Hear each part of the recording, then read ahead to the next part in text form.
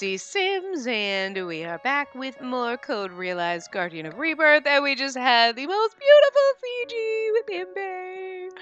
Oh my god, it's so precious. Anyway, let me just tell you something. His little after scene, you know, we always get a little CG. We got the one with Victor, and we're like trying to find the caterpillar in his clothes, and everyone's like, whoa, we're trying to rip his clothes off. Oh, that's a little risque.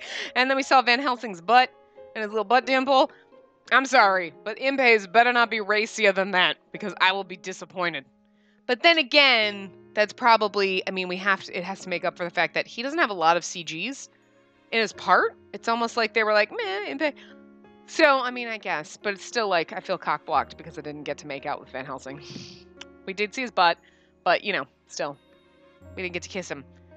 So if we see, if Impe is like, whoa, racier than that, I'm gonna be slightly disappointed that we got cock blocked on Van Helsing, but at the same time, am I like, oh, we get the Impe kisses us, that's so cute, it was so beautiful, but he doesn't have a lot of CGs, so you know, I guess we gotta have some really, really touching ones to make up for the fact that we don't have a lot of them. Although a lot of Van Helsing's were him being angry and pointing guns at us or slamming us against walls. So I mean, yeah, why do I love him so much? He's kind of a dick. Anyway. On with Impe. Then, after a while, this is like deja vu, I feel like I've read this before. We're sitting next to one another, staring at the moon. Huh, I feel like I've read this. It's so weird. It's all happening tomorrow. Impe nods in silence. I wonder if Victoria even has a chance against him. Regardless of whether or not she has a chance. In her case, she probably doesn't have a choice but to fight. If she doesn't fight, it would mean that London faces defeat. There's no way she can back down from this. Do you think it'll be a tough battle? Yeah, but still, I intend to take care of this, no matter what. I just don't have any good ideas. Oh, that's right. Impe had come out for a walk because he was feeling stuck. If the gravity alleviator is at the core of the Nautilus, it would be convenient if it would just break down. I don't know about that. I'm sure Nemo's being very careful with it. We shouldn't get our hopes up too high for that. What is it, Impe? A breakdown? Why didn't I think of that? What about a breakdown?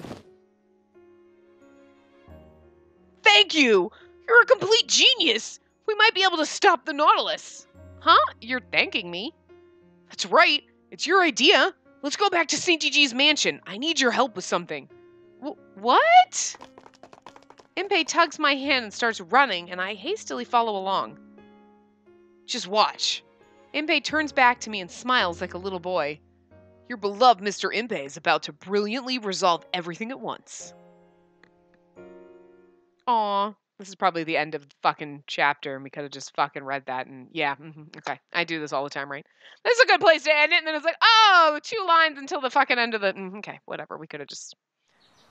Oh, guys, this is chapter 13. This is the last chapter.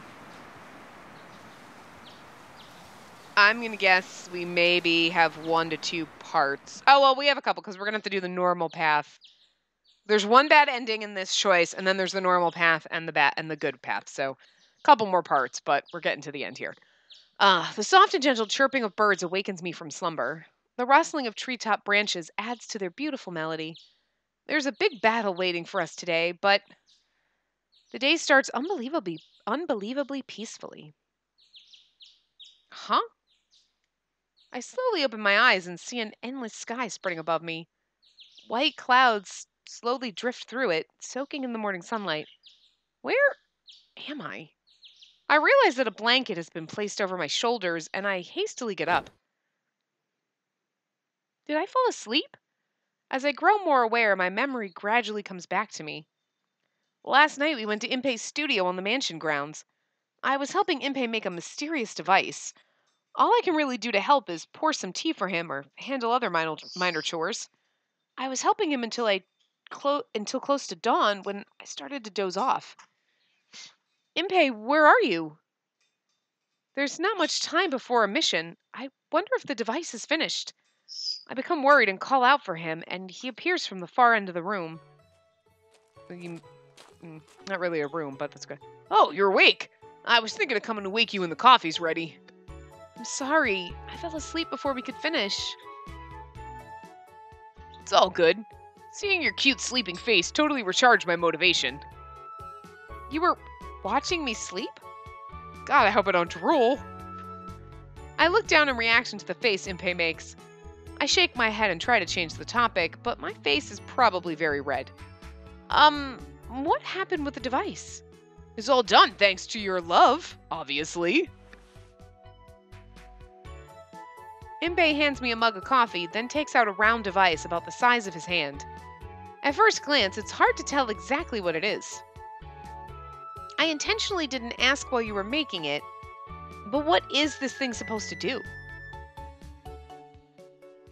It's pretty much something that'll let us pinpoint a critical defect in the Nautilus and strike. The Nautilus has a critical defect? Yep. It's got a major Achilles heel, and Nemo probably doesn't even know about it. Impei says this with a mischievous air, then holds up the device and smiles at me. A few short hours later, the main players in the mission have gathered at the palace at the request of Impei, the Gravity Alleviator's designer. The rows of people here, aside from myself, include high-ranking people such as politicians and military leaders. Among them is Britain's Queen Victoria. I stand beside Lupin and the others, watching Impei as he stands in the center of the room. Hey, Impei said he has some sort of secret plan. Have you heard anything about it?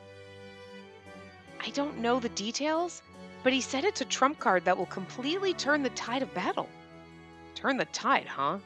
I'm a little worried. I'm not concerned. There are huge problems with his personality, but as an engineer, he can be fully trusted.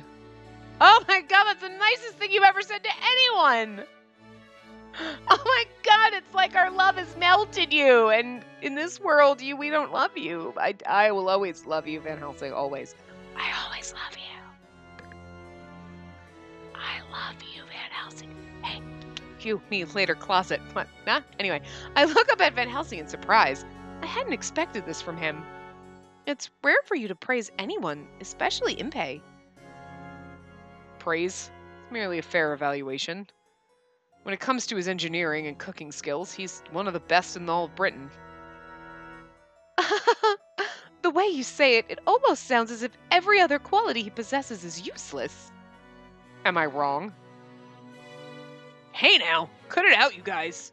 I can hear all of it. Hey guys, okay, I'm sorry. That cut because I'm sitting here, and thank God I glanced over.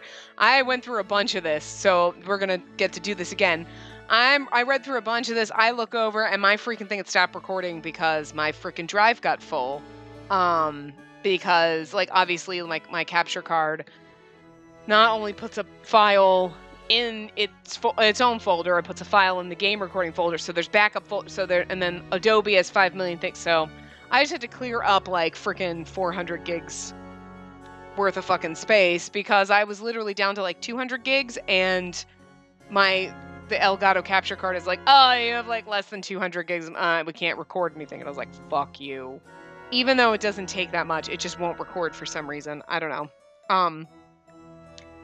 Yeah, so I just had to clear up a bunch of fucking shit, and I was like, God damn it, I just recorded a bunch! So, this part's gonna be a little bit weird, because 8 minutes plus this, I guess? We're about 8 minutes? I don't know. Anyway, so, Impei turns to us from the center of the room. Just start talking already. You shouldn't keep these esteemed people waiting. So we've read all of this, oh my god. Lupin's right. All of the military personnel and politicians gathered in this room are looking at Impei rather severely. And understandably so. This is the morning before a desperate fight to somehow take a stab at the Nautilus. And some unknown random engineer comes in and touts a new plan. I'm sure many of them are not amused. I do enjoy listening to your banter, but I think it's about time we got to the point, Mr. Barbicane. So you're saying you have a trick up your sleeve that can deal a heavy blow to the Nautilus? Victoria puts Impei on the spot, but he nods with confidence. Last-minute changes to strategies can often lead to crushing defeat. Is this plan of yours worth the risk? Of course. There's no better way than this to stop that thing. Impei nods once, then puts on his usual smile. I'm a little impressed that he can carry himself the same way he always does, even at a time like this. All of you gathered here probably already know that the Nautilus is using the gravity alleviator to stay in the air, right? However, that device is still incomplete. Although an immense amount of energy is being used to operate the device, it still has tons of issues with stability. And you are proposing that we can take advantage of this stability issue? Exactly. I can see why you're the boss of this entire country, Vicky. Vicky, how dare you speak to Her Majesty the Queen that way? It's fine, Lionheart. I find all this very entertaining. But... Continue, Mr. Barbicane. Well, let me break it down for you. There are 4 ways to stop the Nautilus. With all eyes on him, Impei looks around at everyone like he's lecturing to a class. It's kind of impressive. 1. Destroying the airship with a frontal attack by the military. We've tried this and failed once already. 2. Enter the Nautilus and destroy the gravity alleviator, effectively taking it down. This stands a chance of succeeding, but Nemo is probably expecting it, and it won't be easy. 3. Give up on trying to destroy the gravity alleviator and seize the power source. The same principle as option 2. The energy source that powers that behemoth. I'm quite interested. Victoria narrows her eyes at Impei's words. The energy source he's talking about is none other than the horologium. If someone in a position of power like Victoria were to find out about its existence, she would most likely try to use the horologium as part of her own political agenda. Impei probably knows this and thus avoids referring to it by name. And as I said the first time we went through this, which you guys didn't see because my thing wasn't recording, was she does want the horologium, she does know about it, and she does use it. Because, we know we've been in that plot point. Thing is, even if we're able to get a hold of it, there's a problem. Even if the energy source is cut off, the device itself can still continue to function for some time. It's got some safety nets in place. Leave it up to Nemo to use that small window of time to do something horrible. Impei's conclusion elicits a great sigh from Victoria. So you're saying that your excellent foresight as an engineer is now working against us? My motto is to develop the safest and best quality products. Look at that sweet fucking look on his face. It's adorable. Then share your final method with us. That's the one you consider to be your trump card, is it not? Yes, I'm going to start throwing around some technical terms, but just try to follow as best you can. That's why you have me. I'm Tour Guide Barbie! Because there is a part where we go to the glossary, and that's when I read in my tour guide voice. The exits are 2 in front and 2 in the rear. And if you're sitting on a wing seat, you'll also be tasked with making sure everyone exits the plane safely. If you can't handle this, please see me and I'll reassign your seat. Impei nods firmly, interested in beginning his explanation. That was fucking fun. For starters, the device nullifies gravity by generating a repulsive field that brings an object's weight down to nothing. That field is calibrated so that it evens out the Earth's gravity. Hello? Glossary. We didn't fucking get the... Repulsive force. An opposing force to gravity. It's the force by which objects repel one another. This force was used to float the Nautilus. I'm pretty sure that's what we were supposed to read, and we didn't get to read it because now when you go through the second time, it doesn't give you the glossary term.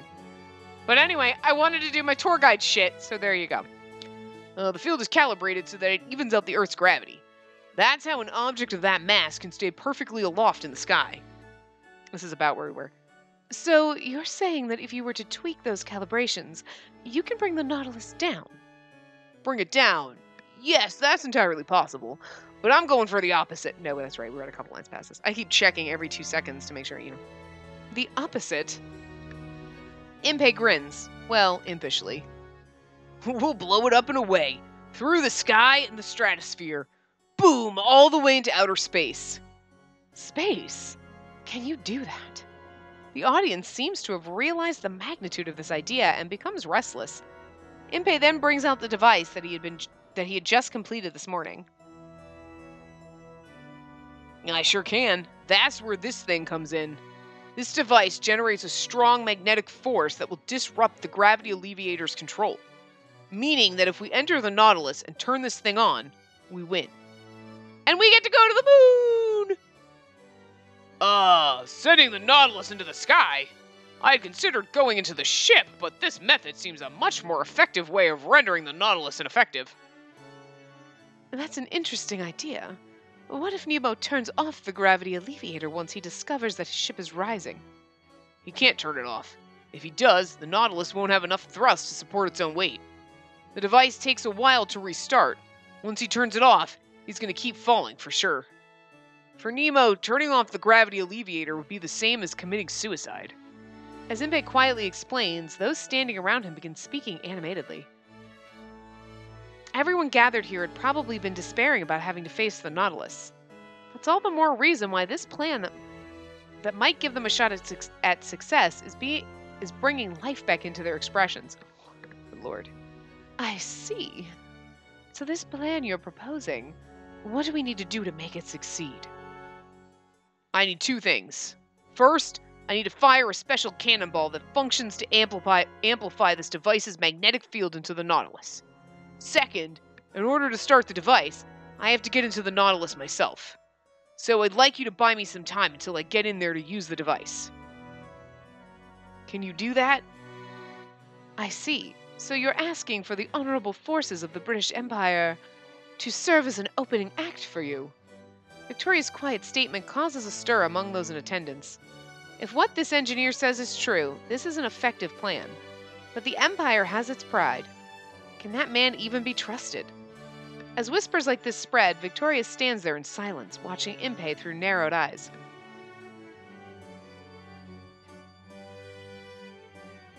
Will the Queen approve of Impei's plan? If she won't come on board, there's nothing else we can do.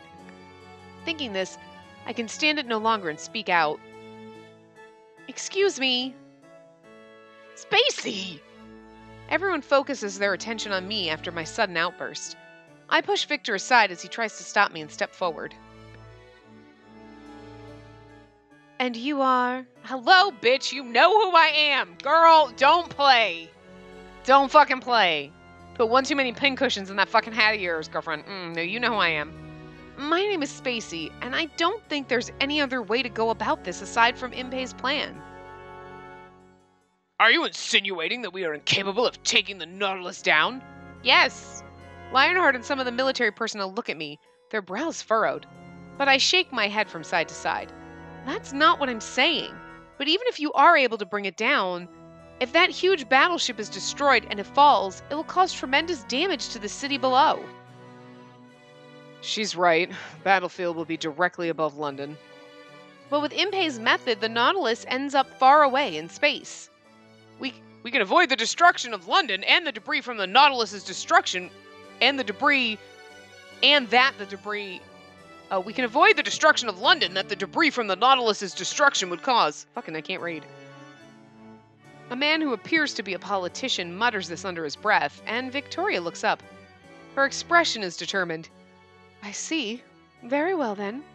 We'll place the fate of London, Britain, and all the world in the hands of this engineer. Everyone in the room grows excited again at the Queen's words. Lionheart, send word to all the troops. The might of the British Empire is to be brought to bear for this mission. Our nation is the most powerful in all the world right now. If we cannot stop the Nautilus, the world will fall under Nemo's control. Therefore, you must go, Britain's gallant swords. Show them what happens to those who would oppose us. With your own blades. Oh, God. Woo. As you command, your majesty. The officers reply in unison. They had left for the last battle with a similar response and had been defeated. Well, obviously. Well, all of them, because some of them are there to respond, but anyway. But this time, there will not be a next. This is literally an all-out war. Defeat for them signifies the end, and the world will have to kneel before Nemo. It seems that everyone here understands this. The military staff all leave the room at once. Not so fast, Mr. Barbicane. Amidst all this, Impei turns around when the Queen calls out to him by name. Without a doubt, you hold the key to getting us through this situation. If you are able to bring that craft down, I shall grant you the title of Knight. Oh my god. I'm not interested. I already have a bunch of awesome titles. The world's greatest engineer, chairman of the Cannon Club, and... Impei walks toward me with a fearless smile. And when he puts a hand on my shoulder, I smile as well. I'm already a knight, too. I'm her knight, and I've sworn to protect her. Huh? I see my offer was entirely unnecessary. Victoria smiles at me as I turn red and walks away. Yeah, she's jealous. She was like, you can have me. Yeah, engineer saves my country. And he's like, nah, I got her over there. You just turned down a queen. Cool. Yeah, because I'm fucking awesome. I'm better than a queen. What? Anyway, once she's completely out of sight, Impei turns to me. Thank you for what you said earlier. It's incredibly reassuring to know that you have my back. Of course I do. It's no problem, but are you sure about this? Isn't the gravity alleviator like a memento of the old man? If everything goes according to Impei's plan, the device will be thrown up into space along with the Nautilus. He'll never be able to get it back. But Impei just smiles and shakes his head. I'll just build another one from scratch. I'm sure the old man would rather have it that way than have it used as a weapon. But it's fine. The device isn't the only thing the old man left with me. He gave me the skills and knowledge necessary to be an engineer, and above all, the heart of an engineer. Even if something he made breaks, those things will live on inside of me forever. Aw, God, he's so fucking cute. It hurts. It physically hurts. Impei places a hand on his chest while he says this. Beneath his unclouded smile is strong determination. I'm sure that old man would have said something like, you'd better be able to make this doohickey on your own. I really believe that the feelings and thoughts of the old man who taught Impei are alive in him.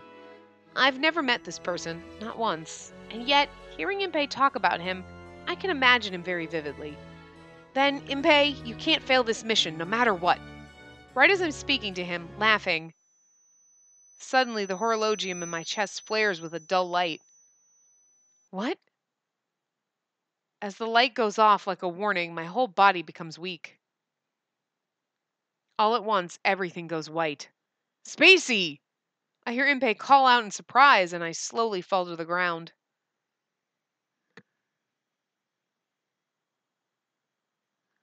When I open my eyes, everything is terribly blurry. Ugh. This room again, huh? My body is heavy, like a rusted machine, and I can only move sluggishly. There's a continuous pounding in my head, with the pain like something banging against my skull. I try to get up slowly and catch a glimpse of Victor at my side. Aww. Aww, our precious Victor. I love them all as my little man harem. Victor? Oh, you're awake. Yes, I feel dizzy, and I don't know why. What is it, Victor? I tilt my head to one side, puzzled, but Victor falls silent, looking conflicted. Then... Spacey, are you all right? Impei bursts into the room, and I smile at him. Yes, I'm all right. Never mind me, what about you? Don't you have a war council to attend? It's all good. I got through most of the explanations and left the rest to Lupin. I would have liked to ditch the council to stay in bed with you, but everyone was against that, so... I think a lot of people would have had a problem with that, myself included. That would have been so embarrassing. Thank you, everyone who objected. I count my blessings. She's such a little prude, it's cute. I'm perfectly fine. I'll take part in the mission, as we planned. As long as I'm Nemo's target, I need to be the decoy and keep the Nautilus's attention. Wait, Spacey, you're not entirely fine. Victor suddenly speaks up. I look at his strained expression and open my mouth in confusion. What do you mean? As I explained before, the properties of the horologium are beginning to change because it was damaged. Yes? That is what Victor had said after our escape from the Nautilus. The horologium in me is undergoing a change. You're unwell after losing a piece of the horologium. I know. Because of that loss, the energy that the horologium creates has changed. but your body is unable to withstand that changed energy. So what happens now? The poison within you is going to start working against you. If we allow this to continue, you'll die in a short time. But this is the reason why I can touch Impei right now. The Horologium's transformation is happening much faster than expected. If my calculations are correct, in a little while the Horologium will become an inert stone. What? What does that mean? I found out when I examined you after you lost consciousness. The energy that the Horologium is generating is growing weaker and weaker. This is a critical situation for you, as your body uses that energy in place of a beating heart. Normal people fall ill when their hearts weaken. This is comparable to that. That's gonna make me cry. At this rate, it's hard to tell whether you'll even make it through the night. The situation is that dangerous right now. The Horologium will break, and I will die. I knew I was going to die at some point, being an artificial creature, but even I thought it would be a little further in the future. We would stop the Nautilus together, Impei and I, and then we would chase after the dream he had spoken of. I had foolishly thought that I was going to be allowed a future like this. I grow weak and sit back down. Then... Come on. You're so much more beautiful when you smile. Impei gently strokes my hair and smiles. He's the one that, like, when you're, like, sick and, like, feeling, no, it's okay, I'll take care of you. And he makes you chicken soup and he just, like, pets you. Oh, God, that's so sweet. Victor, she'll be stable again if I can get the missing piece back, right? Yes, there's no doubt about that. It's most likely that the energy is cycling improperly because of that missing chip. Then it's simple. It's clear what we've got to do. Impei takes my hand, smiling, and holds it firmly. Come aboard the Nautilus with me. What? It'll take too long if I go take back the Horologium piece from the Nautilus and deliver it to you. We need to find the Horologium and put it back into you on the spot. Then you'll be saved, and we'll all get to enjoy a happy ending, right? I'm pretty sure we're saying that's what I was going to do. I'm just guessing, because that's the answer that I would go for. And let me scroll down. Hold on. We are saying, yep, that's what I was going to do. So hold on. We're going to save. Save. Okay, we're gonna say the other answer. We're gonna say I'm scared. Going aboard that battleship, it all seems a little scary. It's fine. I'll be with you. There's nothing to fear. I look up at Impei and he smiles bravely and thumps himself on the chest. Maybe he hit himself too hard and my expression softened as he winces in pain. I don't know why, but you just make me even more nervous. More nervous? You've got to trust me. You need to trust the world's best boyfriend. Just kidding. I'm still scared, but I truly believe in you. It's almost time for the decisive battle, but I'll be alright. Okay, hold on. I'm pretty sure that this is that point where let's go back and... Now let's choose the right answer.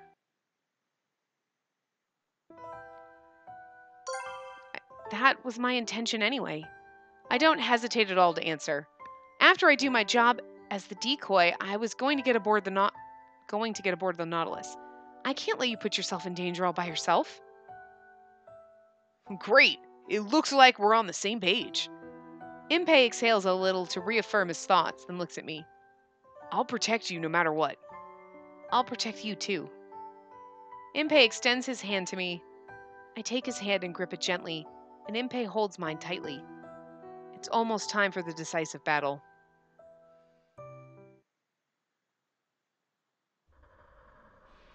A few hours later... Wait a minute. Huh.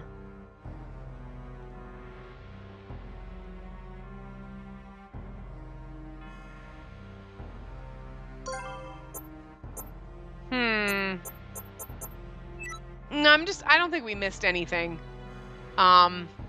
It's just, we have the same thing, like the decisive battle's coming up.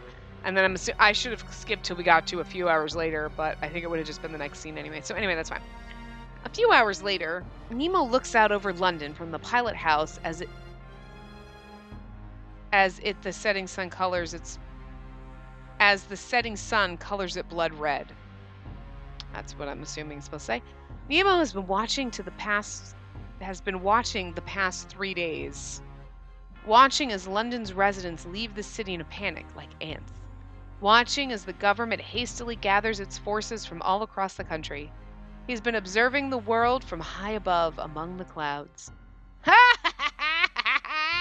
This is fantastic! This hurts my motherfucking voice. Nemo is endlessly entertained by the magnitude of his power's impact. Up until now, he had always been chased away, rejected. Nemo was not born in London. He was a member of the royal family of a nation that had been colonized by Britain. Having been stripped of his position as royalty, Nemo headed to Britain alone. Nemo past. It's hard to imagine now, but before he went insane, Nemo was a prince. His life was twisted in the aftermath of war. Oh, whoops. It wasn't out of a need for revenge or in submission. He just wanted to learn about the science and technology Britain had. His mind was probably already broken. When he had witnessed firsthand Britain's staggering military power and utter destruction, the power of science that had trampled over his own subjects and family was not a target of his spite. In the contrary, it became an object of his awe and worship. He had studied in Britain, hiding his true identity, and was welcomed into the Royal Society for his immense talent in science. However, he was always in too much of a rush. Anything could be done in the pursuit of power.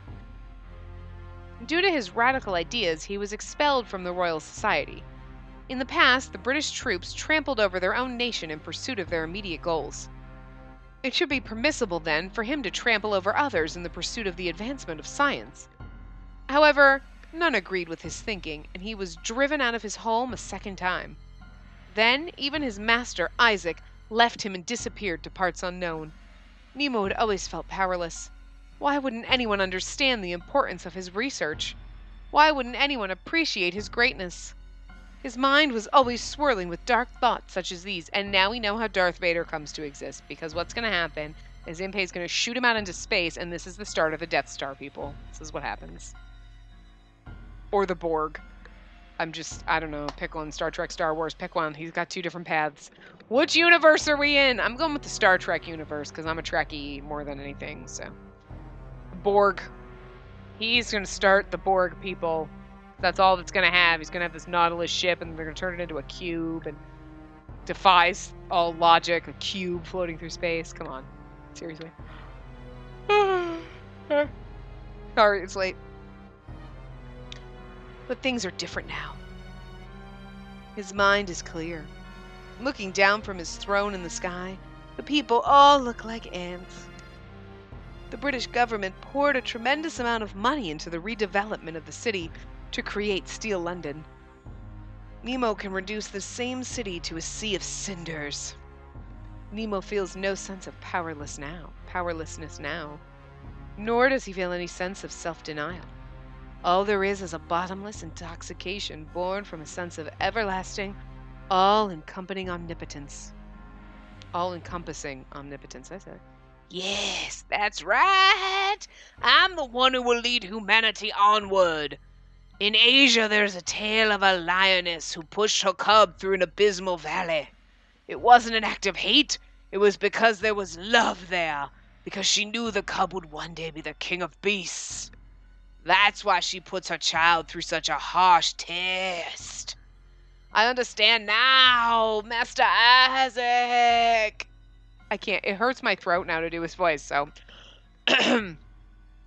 It's because you saw potential in me. Because you loved me. That's why you abandoned me, isn't it?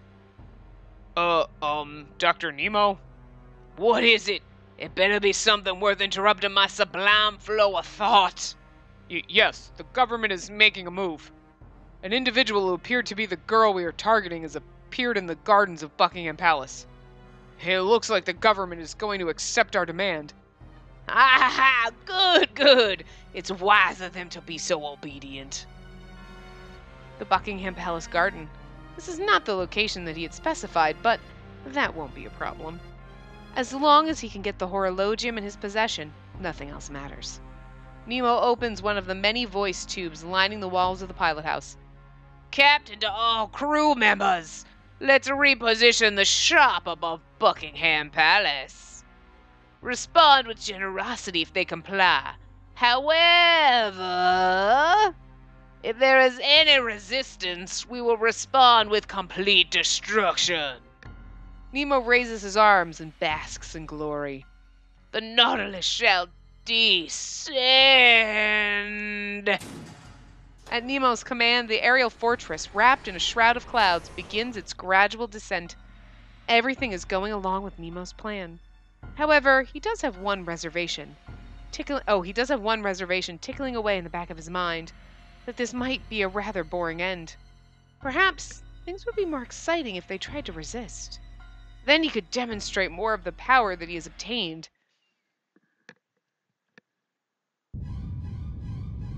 The sky darkens. Victoria is in the palace garden, quietly looking on as the airship fills the sky. Next to her is a handmaiden dressed like Spacey, acting as a decoy. She wears a veil and similar clothing. Nemo shouldn't be able to tell unless he sees her up close. Victoria speaks gently to the handmaiden, who can't seem to stop shaking. I'm sorry for putting you through this. It's fine. How could I run away when you stand there facing the enemy, Your Majesty? I'm so glad to have such a brave woman as you for a subject. I don't deserve such praise. Thank you. I'll do my best to perform my duty. The girl's cheeks are flushed as she glares upward. Victoria smiles and turns her own eyes skyward as well. The black shadow of the steel leviathan navigating the sky is getting bigger and bigger. Your Majesty, the Nautilus approaches. Evacuate immediately. I will remain here. But... This monster in the air is unlike anything before seen. The soldiers are trembling with fear on the inside. That is why I, as their queen, cannot be the first to flee for cover. In war, Lionheart, it is the side whose spirit breaks first that loses. Yes, ma'am. Pardon my rudeness.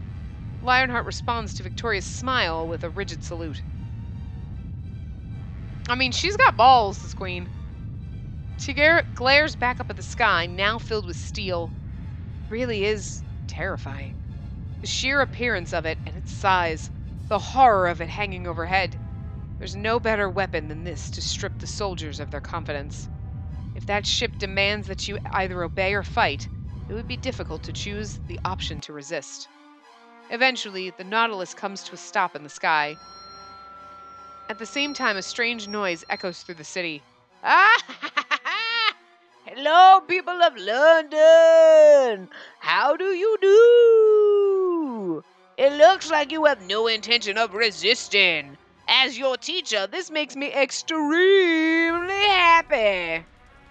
He has some nerve. Now then, I shall send a small ship to your way. Send a small ship your way. Place her on that ship. Oh, he's being more cautious than I thought. I didn't think that he would come down here himself, but... By the way, using a body double won't work. We have a horologium detector with us. Horologium detector? A device that tracks the protagonist using the small amount of poison released by her body. Which means that this is as far as he can be distracted. Victoria raises her state-of-the-art miniaturized aether communication device to her lips. All men, begin the attack. The next instant, sudden explosions go off on the surface of the Nautilus. This sets off a series of explosions all across the surface of the Nautilus. The long-range batteries set up along the outer walls of London are currently all aimed inward toward Buckingham Palace. All of their guns are firing on the Nautilus.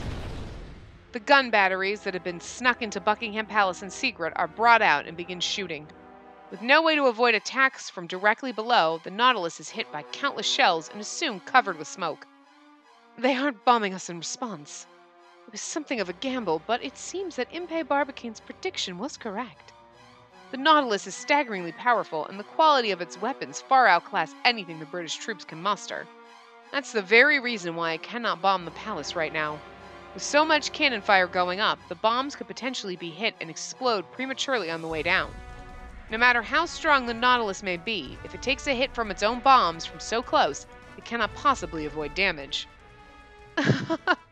Let's see what his next move is. Victoria smiles. Use a double of Spacey and lure the Nautilus into range of the cannons. So far, this plan is going better than anyone could have hoped for. However, I see! The battle commences! The Nautilus ascends with a roar. From below, it almost looks like a mountain of steel rising into the air. However, this is something of a good sign for the forces defending Britain. If the Nautilus backs off, it must be proof that their attacks are effective. But, of course, there is no way that the Nautilus would simply leave. The innumerable guns anchored to the bottom of its massive frame swivel to point toward the cannons along London's outer wall.